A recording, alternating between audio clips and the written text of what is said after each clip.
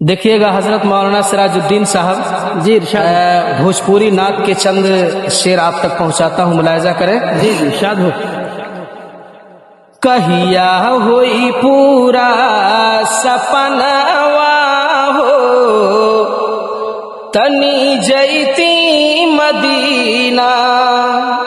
दिल खुश हो गया माशाल्लाह। कहिया होई पूरा सपनवा हो, तनी जैती मदीना। हो जैती मदीना, जैती मदीना, जैती मदीना, जैती मदीना। तड़पत बा मोरा परनवा हो, तनी जैती मदीना।